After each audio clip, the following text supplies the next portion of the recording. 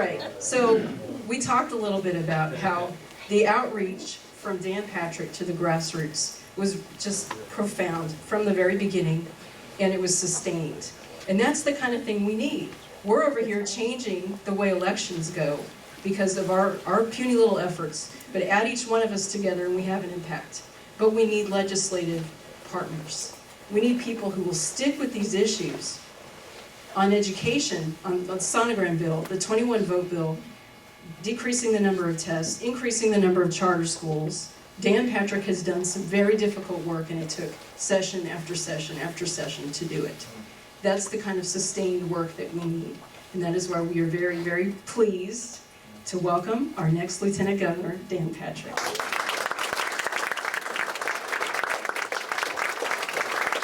Thank you all. You know, the day started out in, like all days, this is about our 7th or 8th presentation today, and saved the best for last, in Dallas this morning. And of course the flights have been crazy, and I've had to fly into Hoppy, and we were over an hour late. And I had 2 other commitments before here that I didn't want to cancel, so I just got behind. So thank you for your patience, and got here as fast as I could. Let me tell you something. A lot has happened since we last, hey Steve, a lot has happened since we last talked. And it was back in August, because we were still in session, I believe, when I was here. And you know, when I was here that night, I wasn't in campaign mode yet. I was still in legislative mode, and there is a difference, because you kind of get caught up into things, and you get kind of in the weeds, and you start explaining this and how this process works, and all those things are important. But campaign is a little different. Campaign is about vision and about where we're going and what has to be done. And so I've kind of really, you know, I've kind of been on the trail the last several months, and really excited about what's happening. To give you a sense of how busy we had been, I counted up in the 2 months before Christmas, we took our Christmas break, I had done 350 presentations in 60 roughly days. It's a big state. And you say, well, how's that possible? Well, you know, if you do 6 or 7 a day, like I had a breakfast this morning, a meeting at 10, a lunch with people at noon, a meeting at 1, and then wasted a lot of time at the airport, and then 2 more before here, they add up. And when I say presentation, it may be a one-on-one meeting with a business leader who could be a donor, or a group that could support you financially. It could be a Tea Party meeting. It could be a debate. We've had, I think, a dozen debates. We have, I think, 13 in the next 3 weeks coming up. I was in Frisco Lakes last night at the Tea Party event there, went really well. And one of the reasons that campaigning statewide has changed, which I didn't know because I've never campaigned statewide before, but I figured out. If you go back before 2008, before the Tea Party, there was basically a ladies' Republican club in each county, and thank God for them. They're still there. But that was pretty much it, and the chairman, and that was pretty much it. And that you could go to a county and go to 1 or 2 groups, there might be 2 Republican clubs, and that was it. Well, look at Montgomery County. Tarrant County, I believe, has 9 Tea Party groups, and every one is either holding a debate or a forum or want you to come and speak, and so you do that, and that's all great. I mean, I think it's really good. You test the mettle of a candidate to be consistent, to have stamina, and to show up hopefully on time. I try to be on time. Let me tell you the good news. The good news is we are not alone. Okay, we're not alone, and I always knew that from the radio station because our listeners are from everywhere in the greater Houston metro area. So I knew it wasn't just a handful of people somewhere that thought like we think. In fact, that was the genius of Rush Limbaugh. When we put him on the air back in 1988, the reason Rush Limbaugh became so popular so fast, I may have said this in August when I was here, is because people tuned in the radio and they said, gosh, I've never heard anyone say that before. He thinks like I think. And you don't agree on everything all the time with everyone, but basically it was like, gosh, I could communicate with him. And it took a long time. We saw the first revolution in the contract with America, Newt Gingrich taking over the House in '94, I guess that was. And then after Obama, we saw the next really evolution of this, being the Tea Party movement. But around the state of Texas, our numbers are not big in terms of actual people, in terms of percentage. But our impact, when I say our, I include myself in the grassroots, not as an elected official or a candidate, as a grassroots person. Our impact is powerful. And so, all over the state, I sit and talk to folks who would agree with you and you would agree with them 90% of the time. And I could take all of you and put you on a plane and send you to Lubbock and you'd fit right in.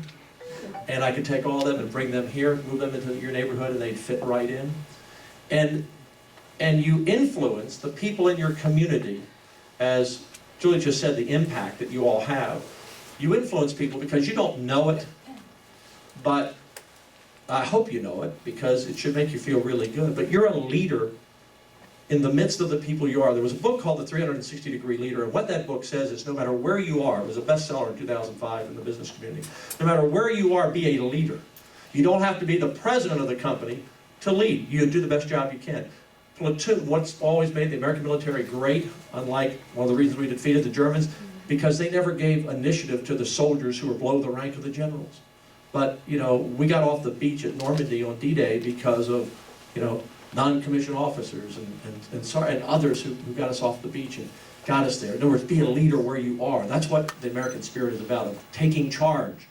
You don't have to be, sometimes people say, well, if I were the boss, I would do this. Well, you don't have to be the boss, just get it done. And so you all fit in that group. And so the people around you that you work with, the people in your neighborhood, your family members who are not politically attuned, who will vote, are listening to what you say, hearing what you say, they pick up things, and you influence them. So you multiply yourself dramatically. So what I'm suggesting to you is that across the state, there are many rooms that meet 100 people here and there, everywhere. But they impact the whole state. And let me tell you how they impact the whole state. Beyond just, to give you an example, if I meet 100 people a day, and today is probably a 200-person day, but that's hard to meet 100 people every day. But even if I did, it's 3,000 people a month, and in 6 months of campaigning, it's 18,000 people. And I'd like to think all 100 are going to vote for me, but that's not realistic. But let's just say, for the sake of argument, all 18,000 did. And they all told 10 friends. That's 180,000 people. But 1.5 million are going to vote. 1.5 million, and most of them are going to come in really, in fact, a lot of your neighbors don't even know there is an election in 56 days. Or early vote 44, or first mail-in ballots in 14, not that I'm counting. So your impact actually impacts that other 1.5 million. Now they're influenced by what they see on television, that's why campaigns have to raise money to be on television or radio, but they're really impacted by that echo chamber, because you don't impact just 10 people. Each of you in this room, some of you impact 50, some of you impact a couple of hundred. And why is this important? It's important because the heart of the issue is that as Americans, as conservatives, forget the Republican label, it just happens to be the party closest to what we believe in. We do represent the majority of the American people. We do. Some of them don't know it, some of them even vote for Democrats or moderate Republicans, but they really want the things that we want. And in Texas, they figured this out. Let me just put it this way. Let's say there was one state in America today, let's just call it Ohio, it's not, but let's just say it's Ohio, that if we could win that state as Republicans, there'd never be a Democrat in the White House again. We would all write a check, we would all get on the bus, we would all go campaign, and we would win that state because we would have ultimate victory. Never a Democrat again. Well, unfortunately, we don't have that situation. But they do. It's Texas. If they win Texas, we never elect a Republican to the White House again because the electoral votes of Texas, California, New York added together make it mathematically impossible. So they figured it out. And that's why thousands are coming here. And Greg Abbott will beat Wendy Davis, but we're going to take some incoming. We could lose some down ballot judges. I hope not a congressional seat or a House rep seat, but we could because of straight ticket voting.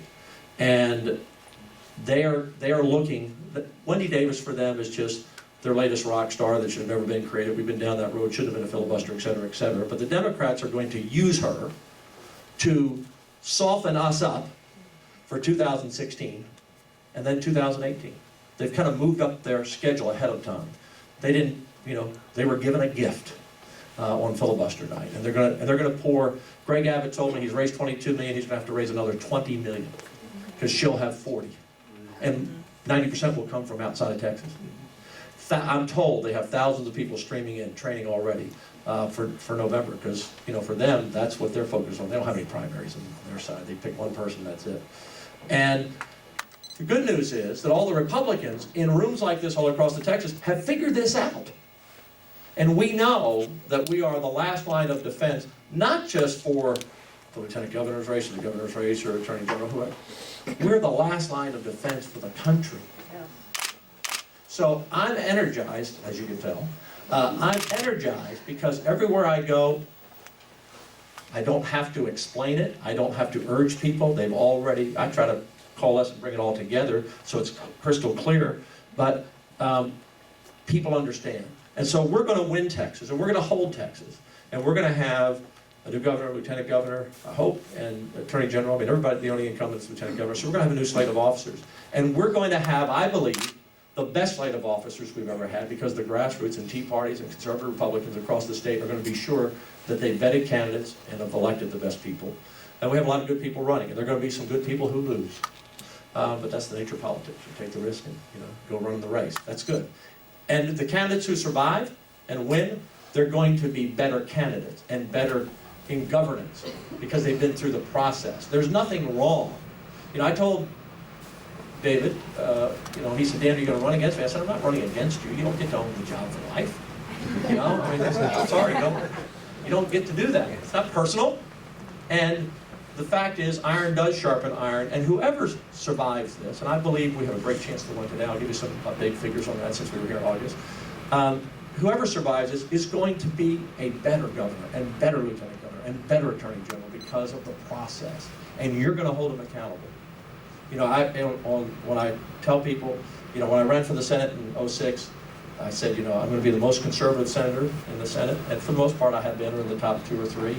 I'm going to represent you and stay in touch with the grassroots and stay in touch with my precinct chair. Michael Palmquist is here. I don't have my glasses right now, so some others are as well. And I have done that, and I will do that as lieutenant governor. I will not let you down.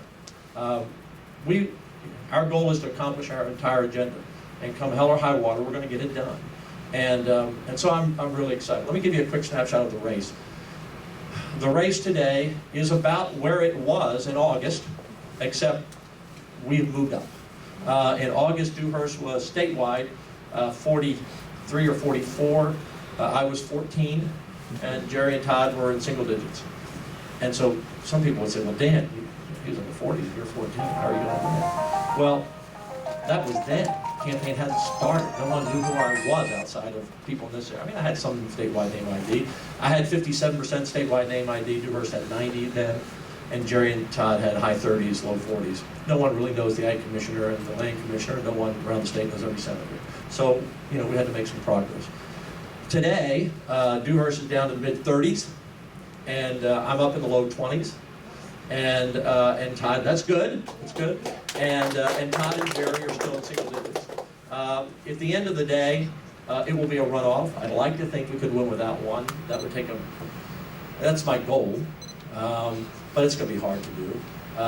But all of the numbers, and we keep putting out the polls, by the way. And the one way I had someone say, well, Dan, how do you know your polls are right? I said, because Jerry, Todd, and David haven't released theirs. That's how you know, because they're all doing it too.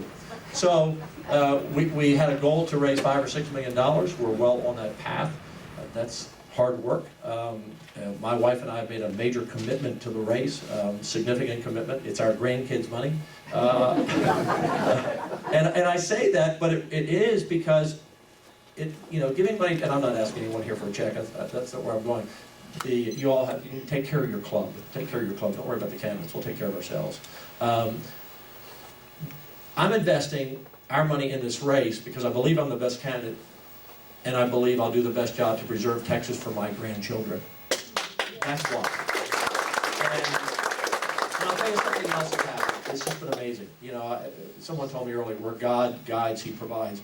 When we got in this race, I had about $1.2 million in my till, and over 7 years, I mean that's a lot of money, but over 7 years, it's not a lot of, it's raising a couple $100,000 a year, and you spend a lot of money on different events. I just never really actively raised money. That was about average for a senator. So we had to infuse it with some money. I had to raise $4 million, and I really didn't know where I just knew I had to go ask. And when we report on January 15th, we have to report our money that we've raised through December 31st. We're going to have a very good report. And most of the money, people are going to look at my sheet and say, who are these people? Many of these people have never given money to a candidate before, or never given a substantial amount to a candidate. And most of them are Christian leaders. Most of my money is coming from Christian business people and conservative business people who are supporting me based on values and principles and not necessarily because they do business with the state. That is normally where your major donor base comes from. People do business, and there's nothing wrong with that, as long as it's nothing wrong with it, as long as you do it appropriately. And so we're bringing all these new people, and I was in Dallas today for a luncheon. It's my 4th luncheon. I met a guy on October 21st. His name is Butch. He's in his 60s, Christian business leader. He thought he was meeting with Dan Branch, and when I walked in the room, he said, "Who are you?" Because Dick Armey had sent him Dick Armey had called him on the phone and said, "I want you to meet this guy named Dan Branch who's running for Attorney General," which is odd to me, the Army would support Dan. But anyway, so this guy said, "Okay," Dick, and hung up the phone, and 5 minutes later, we sent an email saying, "We'd like for you to meet with Dan, our fundraiser. Dan Patrick is running for Lieutenant Governor." He just saw the Dan and stopped. And so he set up the meeting. I walked in the door and he was confused. Well, since then, he's raised significant money for me. He has introduced me to 30 or 40 people who have introduced me to other people, and that's just kind of the way the race is run. So we've been real blessed. I'm real pleased where we are in the race. The next 2 months, buckle your seatbelts, kids, because it's going to get nasty, sadly. Things that are totally made up, things that are somewhat true, some things that are true, whatever. I said this when I ran in my first Senate race, and I'm saying this again, I will not get in the mud and go into personal attacks. I will point out people's records, and because there's a difference in the records, and I will do that because people need to know who don't know. But it's, I'm in the number 2 slot. I'm in the worst slot, in a way. It's the best slot. Also, I wouldn't want to be 3 or 4. I wouldn't want to be at 5%. But Dewhurst is going to be attacking because he doesn't want me in the runoff because he knows he can't win. He can't beat Todd or Jerry either in the runoff. And they're so far down, they're going to bring me down to pull themselves up because there's just not enough time left. So the Lord's been good, blessed me greatly through this race. You all were the first, Julie, your board, your club, to endorse me back in August. It meant so much to me. It really gave me the wind under my sails. So it was really important to have the people with it. You can raise the money, but a rich guy can give people money, but he can only vote once. And so it's the people at the end of the day that matter, and as long as you have enough money to be competitive. The issues are still the issues that I talked about when I was here in August that I'm going to get done. That is secure the border, period, end of story. Let me give you, I don't know if I had these stats when I was here in August. From 2006 to 2012, we captured 1,132,000 people crossing our borders. Wow. Now, as Steve knows, we get about 1 out of every 5, we think. That means 5 million got through. From 2006 to 2012. Second, and this number is scary, from 2008 to 2012, 4 years, we put 141,000 criminals in our jails that we identified as being here illegally. We charged them with 447,000 crimes, including 2,000 murders and 5,000 rapes. We picked up over 1,000 dead bodies of men, women, and children who have died in the bush country and the desert of Texas trying to get here when the drug cartels leave them off. John Hagee from Cornerstone Baptist Church in San Antonio, who's been kind to endorse me. I went to Sunday church where he introduced me to everyone, and he said, and I found out he says this all the time, and I asked him if I could repeat it, and he said, sure. Any country that does not use its freedom to defend its freedom will lose its freedom. So we must. It's not about anti-anybody. It's about law and order. And if we don't buckle that down and get that done, we have no hope. I will get that done.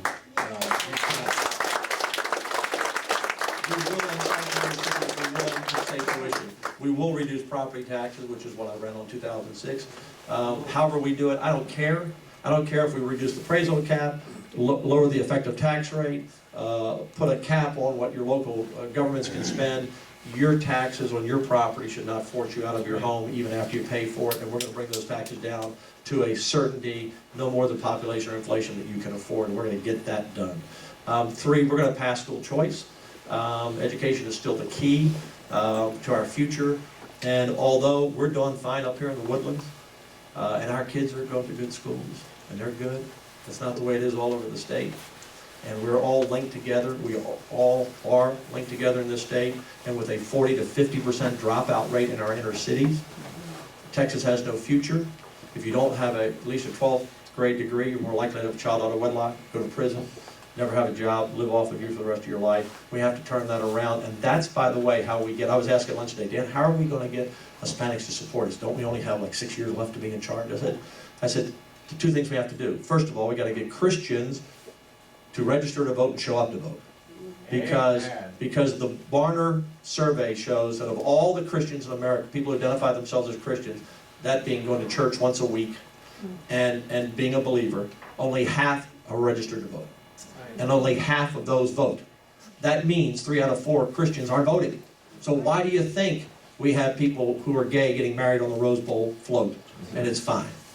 We've got to get the church engaged, and we've got to get Christian voters engaged. The second thing we have to do is we have to go and tell our story to the other side.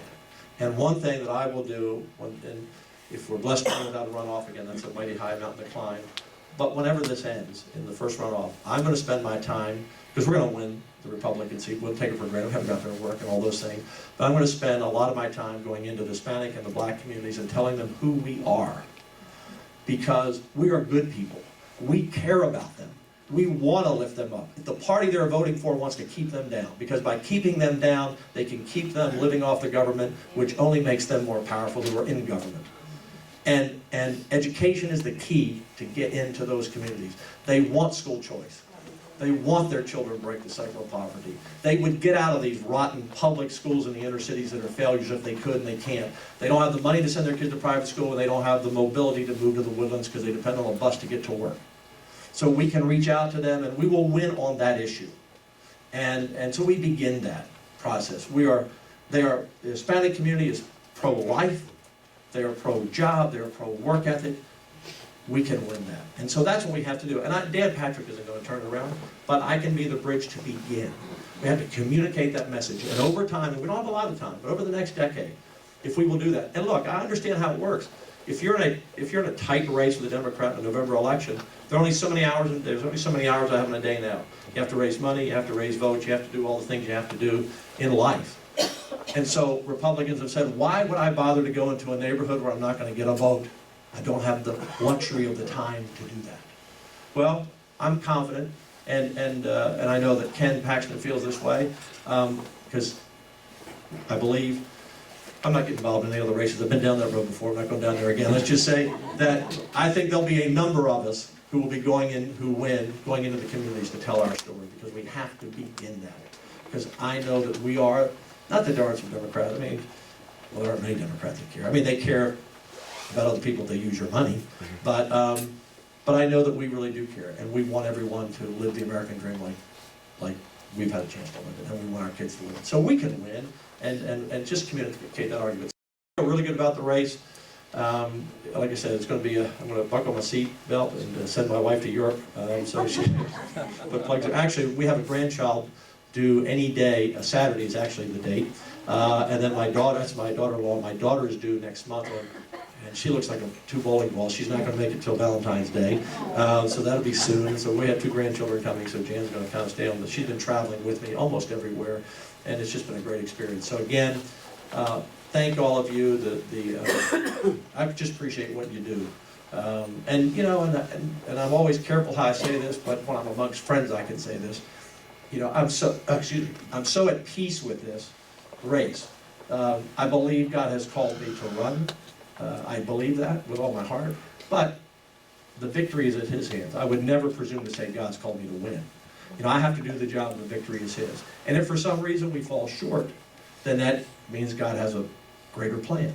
And as long as I'm in His plan, then I'm very content in my life. So it allows me to run kind of stress-free, although it is stressful. But it allows me to just be me and not worry about, oh my goodness, if I don't run, I won't be called Lieutenant Governor. I couldn't care less about that. If I cared about the title, as a senator said to me, Dan, I don't know why you're doing this. You can be senator for the rest of your life. No one's going to oppose you or beat you in your district. And I said, I don't want to be senator for the rest of my life. I want to get these things done that haven't been done. And the only way we're going to get them done is if we have a passionate, energetic conservative who's going to go in there and lead and get it done. And that's what I intend to do. And thank you for being patient and staying.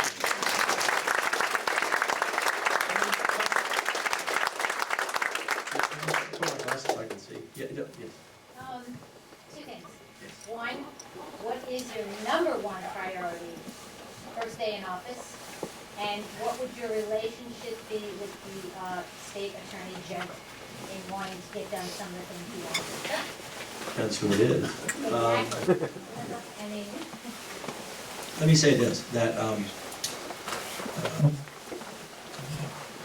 my first agenda item is to sit down with the senators, all 31, and say, one-on-one, what's important to you in your district? Because every senator has something in his district that's important.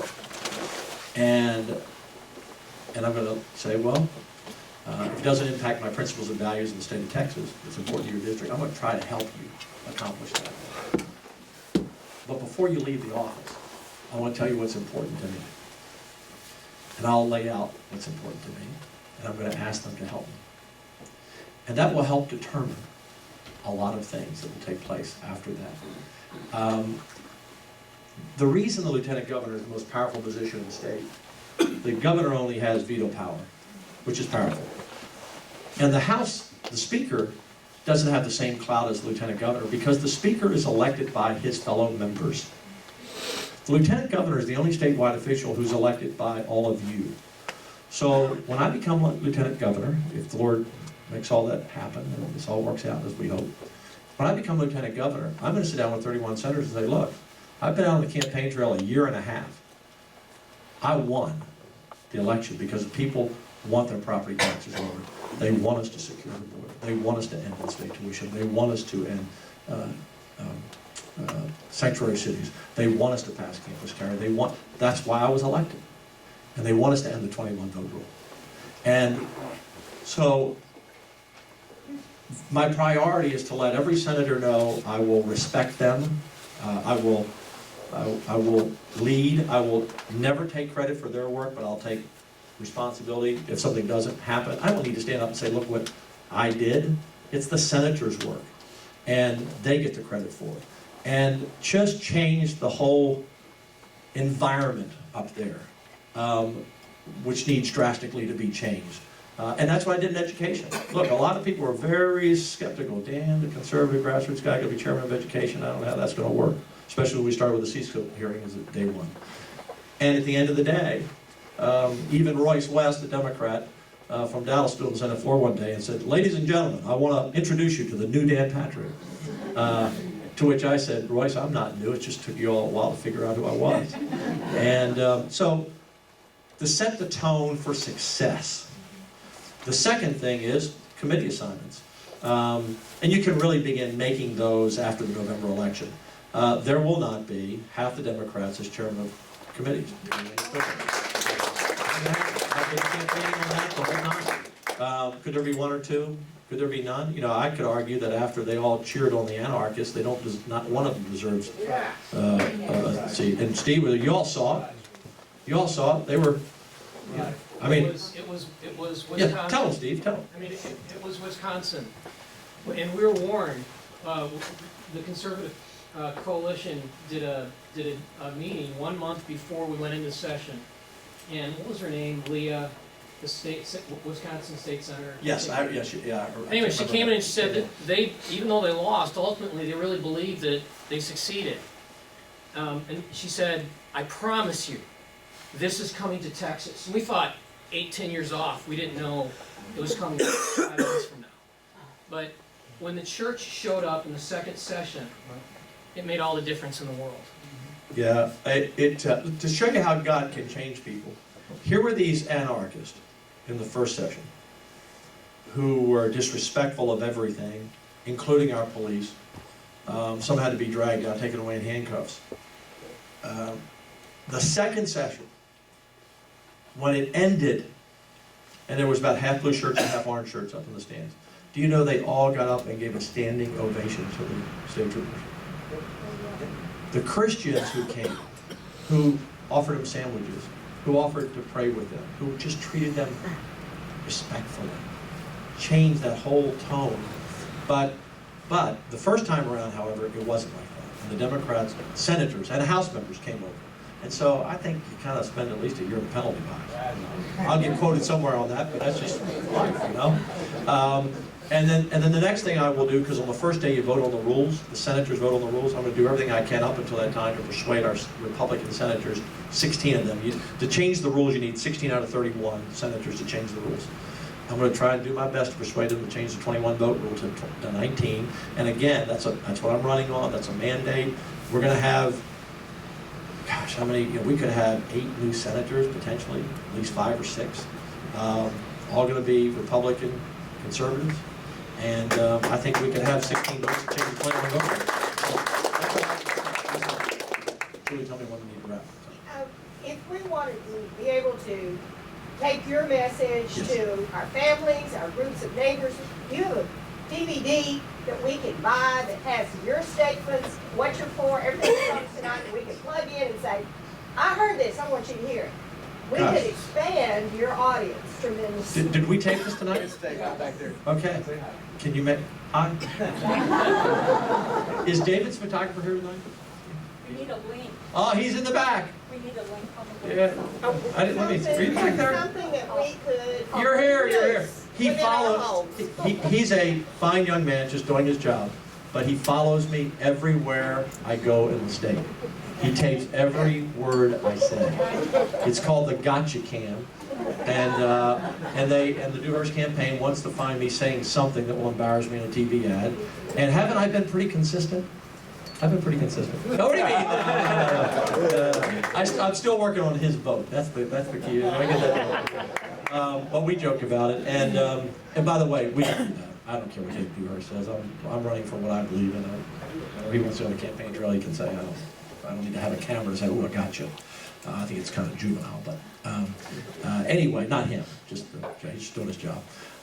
So it is on tape, and if Julie won't get it for you, you can call Dewhurst's office. No,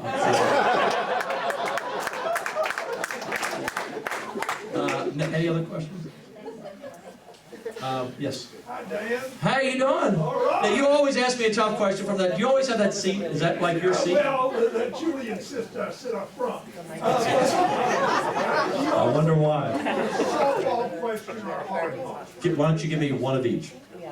Well, the softball, I'll give you a softball. Why don't you tell us about his running for your Betancourt's on your radio station? Yeah. Is he going to get elected? Is he your guy? Yeah, well, he'll get elected. He did have an opponent the last day. Paul has 90% name ID, and Paul will do a great job. And if they thought I was going to raise heck when I got there, wait till Paul gets there. Paul brings unique. One of the things that I really want to be lieutenant governor. There are a couple of reasons. Because the next session, this session was the most conservative Senate we've ever had. But the next session is going to be ultra-conservative. Quite frankly, I don't think David could even handle it. Amen. I don't think he could handle the new senators are coming. I mean, we have some firecrackers coming. Now, one from him, for Tommy Wiggins, they're all pretty damn good. Well, I like I say, I'll stay out of all things. At least I know two. I know two of them well, but. The answer is Paul's going to win that seat. My problem is Ben Struzan's now running for Congress. I don't have anybody want to do a radio. Anybody want to do the afternoon show? I don't have anybody. I do. Julie, great idea. We need I've been looking for the perfect woman to be a talk show host for years. All right. Okay, now here's the hard, here's the All right, hard I'll one. throw 3 of them to you. Well, no, 3, we have Real fast. babysitters we have to pay. Give me one. Give me one hardball. All right, one hardball. You can turn off your camera back there in case I Sorry don't to get it kick right. them out, but I'll tell you, I listened to your station, I Yes. listened to you a lot Yes. on your radio. Have I been able to persuade you? I think you're a great guy myself, but I disagree with you totally. Okay. You're How does he remember this club? I don't know. I'm a Tea Party Democrat. Yeah. By the way, I told you, too. But listen, okay, I'll ask you one. Yes. I heard you just really lacerate the House Republicans because they held up his bill, I think it was that airport bill, and you just tore into them. Did I? Yes, you When was did. that? Back there during the session when you really tore into all the House Republicans. This past session? No, well, I don't think so. you remember that? We deserved it. Yeah. Oh, yeah, I knew I liked that man. I knew I liked that man. But I'm talking. I don't even know what bill, after 4,000 votes, I get lost, but it's fine. The House was the graveyard of good legislation this year. Yeah. Now, well, let me ask you another one. You tore into Ted Cruz real bad on your radio program. Right. You regret that now, don't you? I addressed that when I was here in August, Yeah. and the only thing I regret, because look, one of the reasons you all like Ted, and I like Ted, I'm the only candidate who said I'd vote for him for president, who's running for lieutenant governor. The other ones wouldn't answer the question. I think he's the best. Today, things can change, but today, who would go, and people say, well, he doesn't have the experience, he hasn't been there long enough, and all those things. We need to turn this thing upside down. Yeah. And he's proven he's walked the talk. This is what the Republicans have. But Ted is feisty. And so am I. And we both got feisty that day. Not about the lieutenant governor's race, the U.S. Senate race, it was really about the Senate's record, what we had accomplished. I wasn't the host that day because I wasn't even supposed to be there because once you're on the ballot, you can't, that's why I'm not on the radio now, unless it's a news story. The only reason I was there that day was because John Roberts the Supreme Court had voted Obamacare that it was constitutional. So I came in to comment, and he came in to comment, and we were like, we collided at the intersection. But it's my radio station, and I should have known better, and I should have just pulled back on the pedal for his benefit and my benefit. And I'm not perfect. I've done thousands of shows, and I've done a few clunkers, and that's one, if I could redo it, I'd redo it. That's the truth. That's the truth. Thank you, Julie. Thank you all. Appreciate everything you all do for our community and our state. We need to win Montgomery County, and we need to win it big. Any candidate who wins Harris County, Montgomery County, and Tarrant County is almost assured of being in the runoff. And as of today, we're ahead in all 3. I'm counting on you. I'm just going to count on all of you to get out there and spread the word. And thank you all again. I'm just very blessed. Thank you all very much.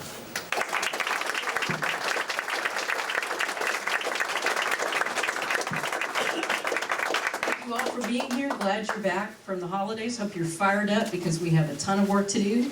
Hopefully we will see you next week for Ken Paxton. Thanks so much.